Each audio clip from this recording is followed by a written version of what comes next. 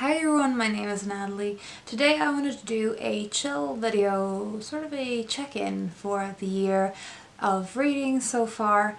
Basically I wanted to do a quarterly check-in, although it is the middle of April. I've been using Sophie from Pearl in the Pages spreadsheet to keep track of all of the different things to do with my reading, and basically I just wanted to share some stats and how my reading has gone in numbers and sort of data-like things, and also to check in with my goals. I did a goals video I think in November, so I was quite early in getting it out. And yes, I wanted to sort of check in with the goals that I mentioned in that video, and I will also link it in the description. So first, one of the goals I had was to use the library less because I wanted to annotate more. Sometimes I have underlinings, sometimes I have notes in the margins. This was just the White Book by Han Kang, which I read in February, I think. One of the barriers that I had in terms of writing in my books and annotating in my books is the feeling of a bit like you're damaging the book by writing in it, especially when it's a brand new book, when you've bought it from the store and it has like pristine pages and you haven't broken the spine yet. It feels like a bit vulgar to write in the book in the beginning. One of the challenges in my annotating in my books has been to sort of get over that, get past the feeling of damaging the book by writing in it. Felt this year, all through this year so far, is that I get more out of my reading through annotating. As I said in the goals video, that it's harder to borrow from the library when I connect my reading so strongly with annotating in my books. I think I probably mentioned this in the currently reading video, is that I am sort of changing the way I use the library, and I'm trying to get other types of books from the library.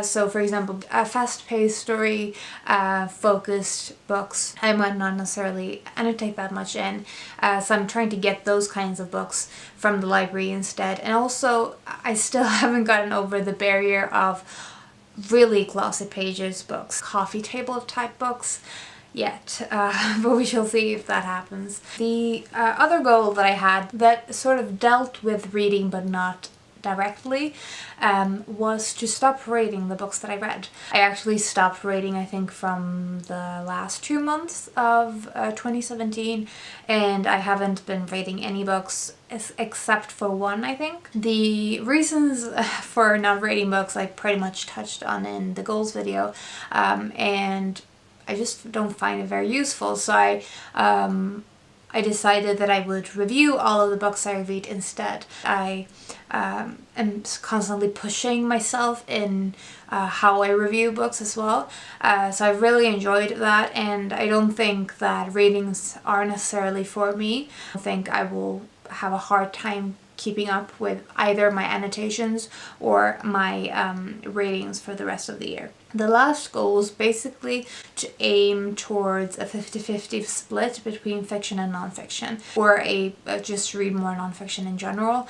It wasn't a particularly highly prioritized goal. I think I said in that goals video that I sort of had that 50-50 in my head, but it wasn't something that I was going to push for, because I wanted my reading to take me where it naturally wants to go. So if I felt inspired to read more nonfiction, I would just read it more naturally. But I think having the 50-50 in my head, to remind myself now and again to buy the nonfiction titles so that I have them on my shelves, and also just to, if I've read a few fiction books in a row, I will try to read a few nonfiction books to sort of even them out. So that is basically the recap of my goals. As I said, I kept them pretty simple for 2018, so I'm happy that I did that, because I feel like that has allowed me to explore some things in my reading that I might not have otherwise allowed myself. So now on to my sort of quarterly check-in with some stats. So as I said, Sophie from Pearl in the Pages has made a spreadsheet to reading statistics spreadsheet. She made one for 2017 and one for 2018. I will link her video in the description. It's fantastic. I am really bad with Excel and things like that. I don't really understand how to create these kinds of things. So I'm really happy she publicly shared this spreadsheet, and I've really been enjoying using it.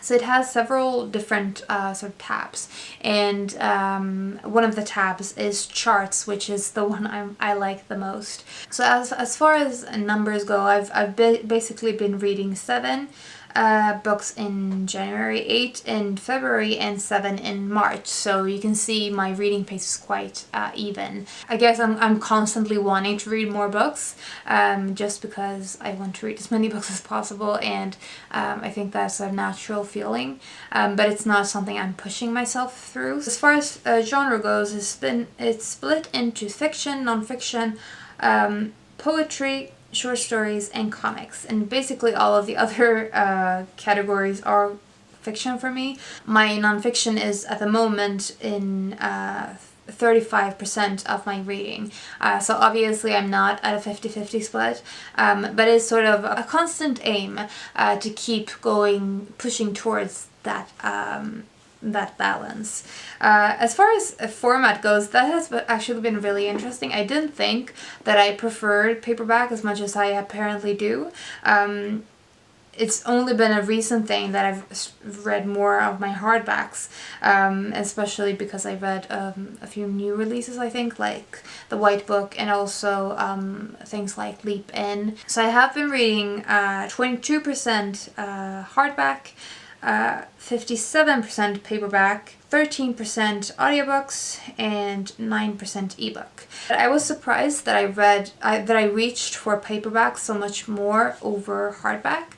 I guess I just have more aching in my wrists, because otherwise I don't think I would necessarily choose one over the other. But yeah, I actually like the hardback format more generally. There's a chart for age range for the book, the age that the book is targeted towards, and it is split into adult, YA, and children's fiction, or children's books.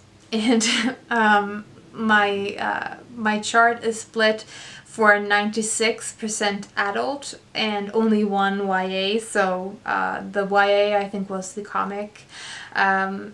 So obviously I am very specifically reading adult fiction and nonfiction, but I have been wanting to read more children's books because I haven't this year, as I said in the currently reading video when I mentioned Murder Most Unladylike. I really want to read more middle grade and children's classics and things like that. So I think I will try to prioritize that more in the spring season. The next one is page length, and this is actually something I've been pushing towards this year. One of the things that I noticed last year was that I read a lot of short books. I've always really liked them because a lot of short books are really experimental, and they're really interesting in format, and they are more like short stories but in novel format, and I really loved that style, and I loved exploring different kinds of writers and writers that felt more I guess free from the form. But I also felt, after a while of having read a lot of short books, I felt like I didn't have time to settle into a book before I had to move on to the next. But some of them were quite forgettable, and I feel like I had a lot of reading experiences of reading something and it just sort of passing me by, and then I moved on to the next thing, and I felt like I hadn't read anything because it was so brief. So one of the sort of the changes, the unofficial changes I wanted to make for my reading this year was to read more sort of medium size, because I felt like that was sort of the golden ratio. You can see that in my page length chart. It is split into different page ranges, and the part that I've read most is between 300 and 399 pages.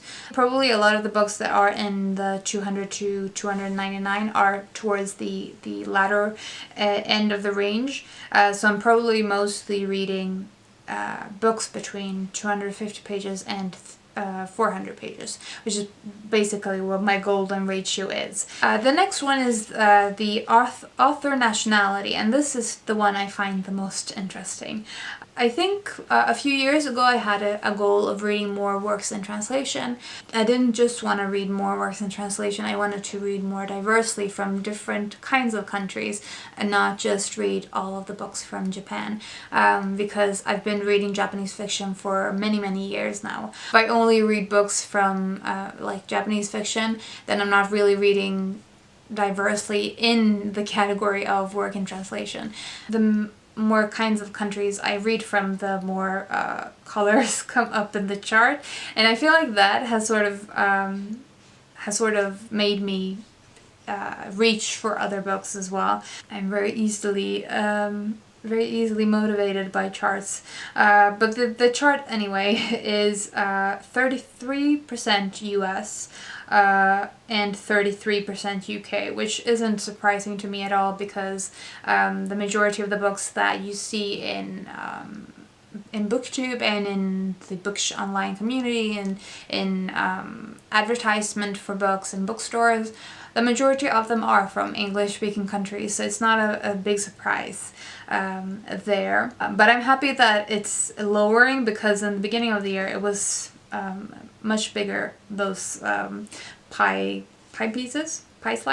Then we have 5% South Korea, 5% Belgium, 5% Canada, 10% Japan, 5% Russia, and 5% Sweden. So all of the 5% are one book, and there's 2 books from Japan, and then we have 7 from UK and 7 from US. So I think I will just try to continue filling this nationality thing so that the UK and the US don't spiral out. Pretty happy with how my reading has been going this year so far, and I find it really interesting to see it in sort of the data and the charts from the spreadsheet. It just gives you sort of an insight into what kind of a reader you are and what kind of trends you can see in your reading habits. Let me know how your reading is going. If you are using the spreadsheet, I would love to hear how you're using it, if you have done changes to it, if you find something really interesting in your reading habits and trends. I would love to hear all about it in the comments, or if you've done similar type videos, quarterly stats kind of things, let me know. I hope you're having a really good day, and I will talk to you soon. Bye.